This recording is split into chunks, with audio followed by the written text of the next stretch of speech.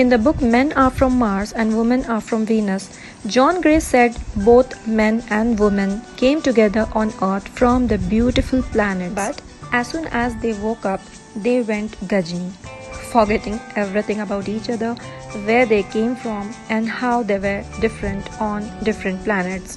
So this selective amnesia ने दोनों की जिंदगी की वाट लगा दी और अब जो कुछ भी बचा है वो है झगड़े और सिर्फ झगड़े.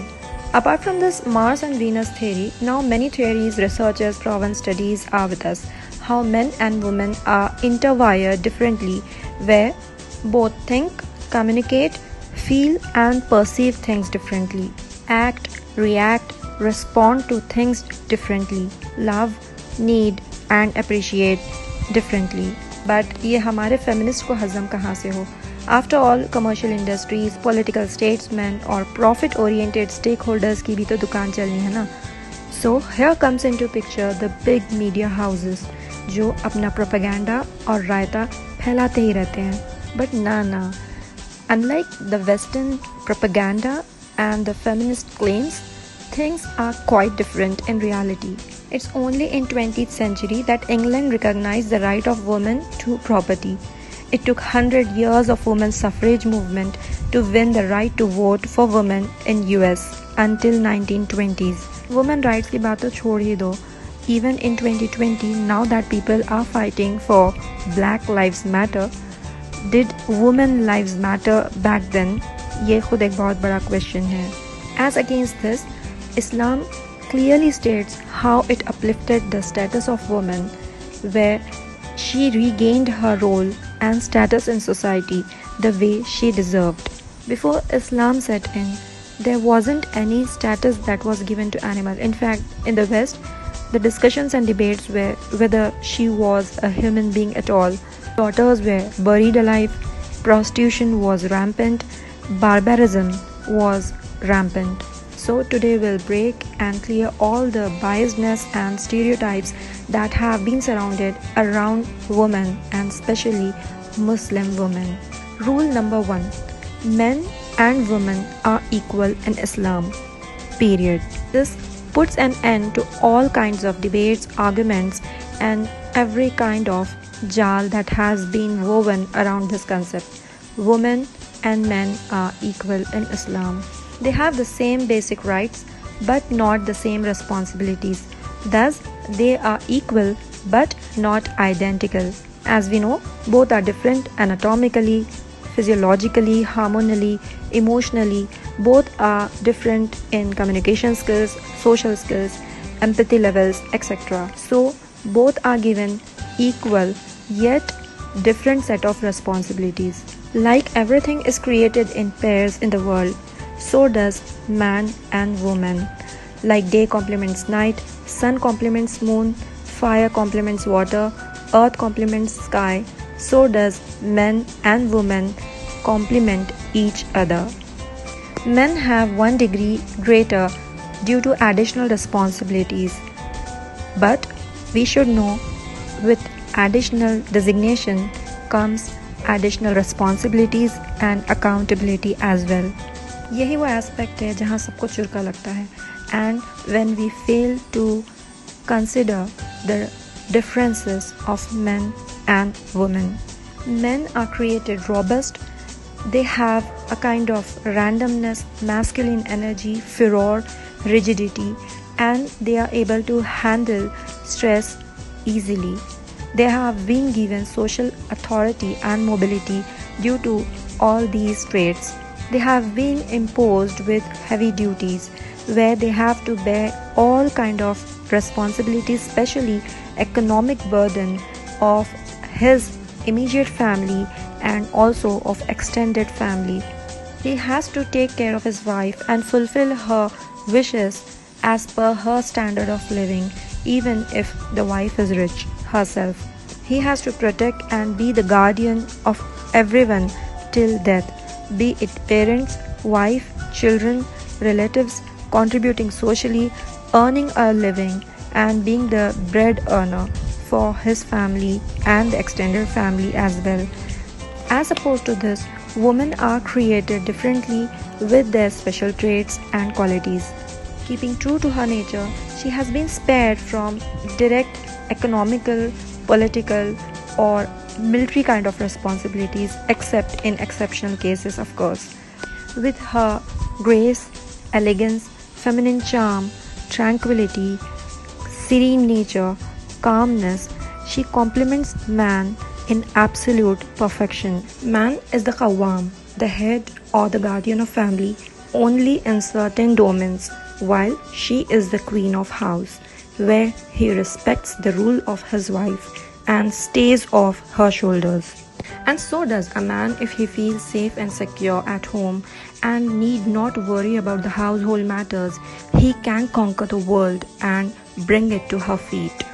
Thus, through mutual understanding, realization of each other's responsibilities, they fulfill their personalities, nourishing their needs and basic instincts as well, creating a firm family unit which is the basic structure of society. This way, both man and woman complement and fulfill each other. Before moving on to other rights of women, the rule of thumb should be remembered. Islam designates woman her true safe space, her heaven, home sweet home. It prioritizes the comfort of woman, avoiding unnecessary trouble or discomfort to her, keeping her instincts and needs in focus. It protects her from all kinds of mischiefs, misgivings, like a pearl and shell. Among the various rights a Muslim woman enjoys, the right to gain knowledge is the most charming. It lays compulsion on both men and women to acquire education and knowledge. It brings focus on the dignity of human beings, where education and knowledge uplifts God consciousness, and the one who is the most dignified in the sight of Allah is the one who is the most God conscious, be it man or woman. Right to select spouse. She can't be married away without her consent. Even more than that, she has a right to fix her own meher, choose and set conditions in Nikahnaama as well. Right to take separation or divorce. This has been the most misused and propaganda that has been spread by the media houses. Anybody who has studied Quran and has a close connection to it truly knows that a woman has a right to take khula or separation from her husband on genuine reasons if she wants, and nobody can stop her from that. So she can basically demand divorce from her husband rather than being in the turmoil of relationship. The right to inherit property. She has a share in property, and even she's encouraged spending in charity, zakat. She has a share in property for her different roles as mother, sister, wife, or other roles as woman in society with respect to her relation. Right to remarry. Unlike other religions or cultures, she has the right to remarry after her divorce, or if her husband has died, she can choose her husband. In fact, this is encouraged, so she has a blissful life ahead without any remorse or regrets. Right to equality of vote. When the Western world was debating on right to vote for women, Islam gave women this right long back, as the husband and wife has no differences in nisab half when they take oaths and act as witnesses unto each other. So does the voting rights do carry equal weightage. Another concept that has caught the eyeballs of everybody around the earth for centuries is the concept of hijab. Hijab, parda, or niqab actually liberates her even more. It doesn't act as shackle or barrier to her success. It liberates her from the restrictions of her body type to intellectual being she is, where her heart and mind speaks rather than her body. She can participate in international conferences, lead conferences, or lead any kind of job for that matter, be a member of Lok Sabha, Rajya Sabha, or be the president or prime minister of a country, doesn't matter. So far, she is obeying the laws of God she's practicing parda, she can do anything. She's allowed to pursue jobs or service to humanity where she can lead or delegate or administer any kinds of services provided that she honors and dignifies herself. Any work that caters to the needs of women and children are in fact encouraged for Muslim women. Example, the gynecological field or the like thereof, where the women need to cater to women related issues and no man can understand her problems or issues. Can pursue any job or service provided there's no unnecessary intermingling of sexes or opposite genders. The job or the work shouldn't put her dignity or self-respect at stake. The job or the work shouldn't land her up in fitna or cause fitna due to her. The job or the work should not affect her primary role in family, causing stress and distress to husband, children, and herself.